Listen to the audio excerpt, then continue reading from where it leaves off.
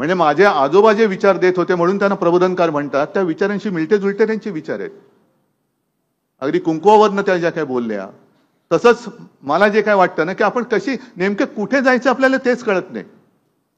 म्हणजे एका बाजूला आपण चांगलं फटाके वाजवतो का, कारण आपलं यान मंगळावरती गेलं, आपला म्हणून आपण अभिमान तो मोठ्या चांगल्या ह्याच्यात करतो की बघा आमच्या देशाचं यान मंगळावरती गेलं.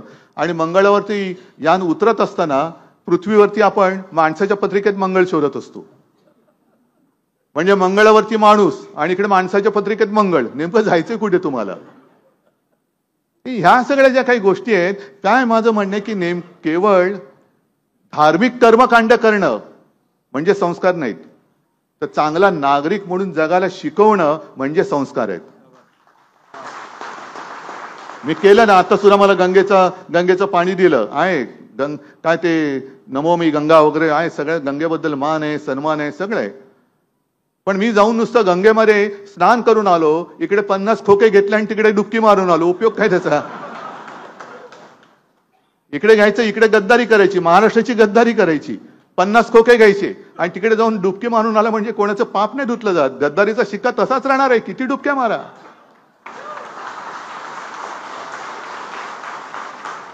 किती गंगेत डुबक्या मारल्या की पाप धुतले जाणार नाही, गद्दारीचा शिक्का पुसला जाणार नाही. खरं म्हणजे प्रयागराजमध्ये महाकुंभ झाला, 65 कोटी लोक त्या महाकुंभामध्ये सामील झाले आणि अतिशय श्रद्धेने भक्तिभावाने त्या त्रिवेणी गंगा यमुना सरस्वतीच्या त्रिवेणी संगमावर सगळ्यांनी स्नान केलं.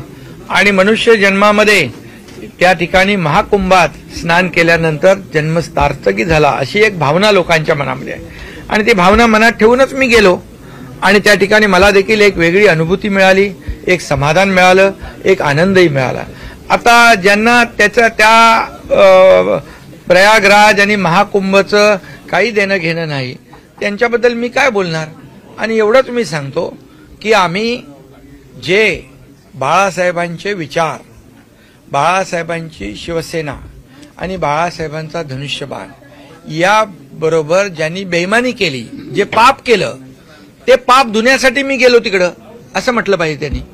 आणि म्हणून त्यांनी पाप केलं, बाळासाहेबांचे विचार घाण ठेवण्याचं, घाण टाकण्याचं, बाळासाहेबांचे विचार सोडण्याचं, धनुष्यबाण घाण टाकण्याचं पाप केलं, शिवसैनिकांचं खच्चीकरण करण्याचं पाप केलं.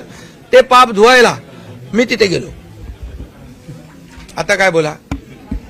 आणि ते पाप लपवायला लंडनमध्ये जातात. आता बोला. गंगेला पण बदनाम केलं की काय? गंगेला बदनाम, महाकुंभाला बदनाम यांनी केलं. चांगल्या चांगल्या ज्या गोष्टी आहेत त्यांना आवडत नाहीत.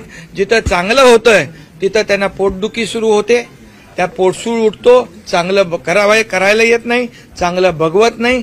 त्यामुळे आम्हाला गद्दार म्हणता.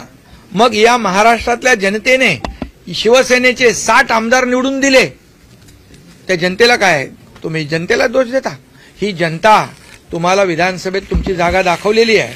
आता येणाऱ्या पुढच्या निवडणुकीत तुमचा पार सुपडा साफ करेल. पहिला दौरा आहे उद्धव ठाकरे ठाण्यामध्ये दौरा करणार आहेत. अरे विधानसभेच्या अगोदर पण केला, लोकसभेच्या अगोदर पण ठाण्यात केला. ठाणे हा शिवसेनेचा, बाळासाहेबांचा बालेकिल्ला आहे. त्यामुळे ठाण्यातला लोकसभेचा खासदार पण शिवसेनेचा आला. ठाण्यात सगळे शिवसेनेचे, महायुतीचेच आमदार निवडून आले. त्यामुळे ठाण्यात येऊ दे, नाही तर आणखी कुठे जाऊ दे, त्यांचा शोलेच होणार. शोलेतला असरानी, आधे इधर जाओ आधे उधर जाओ, बाकी मेरे पीछे आओ.